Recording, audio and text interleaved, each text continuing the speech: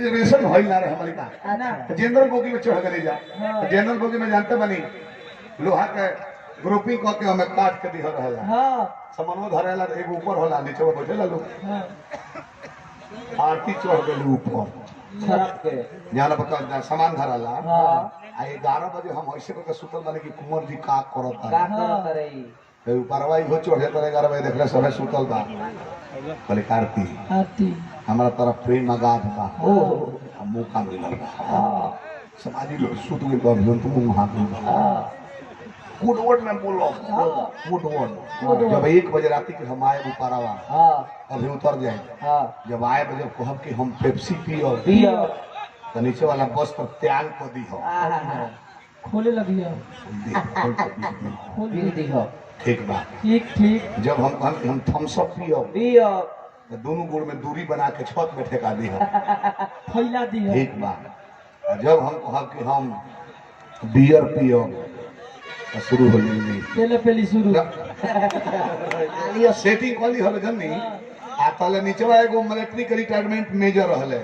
यादव जी वो सुनत रहले कहले कि अच्छा तो ठीक है बजानते बनी ओहिर के छतरी के 6 बुद्धि ब्राह्मण के मारे ओहिर के अनंत बुद्धि पटक के दम भरे के द्वार पर मारे तबले मारे जले पूरा ना झार गर्मी आ यानी कि ना जली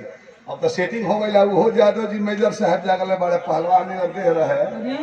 आ तले जाने कुंवर जी 1 बजे ऊपर चढ़ता रहे आरती हम पेप्सी पियो तो कहते हैं कि दूरी फंस के पहले दूर के खोल जल्दी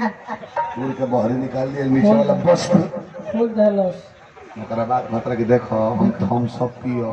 तो कहते हैं कि हम गुड़ फैला के छत में ठेका देले बानी फैला ले बानी जब भी कहत रहे कि हम बियर पियो ताले मेजर साहब यादव जी खड़ा रहे अरे कुंवरवा न हवे अते अतिया हवे देख ल सब फाक फाक सीट बटो में से तानी का थम्स अप पियो सब चाहे बियर पियो सब चाहे कुछ पियो सब ठीक से पियो सब ऊपर से एको बूंद गाज नीचे गिरल न तो दोनों जना का बियर में गाज होला अच्छा ये मछली नहीं है रेल के मुआदी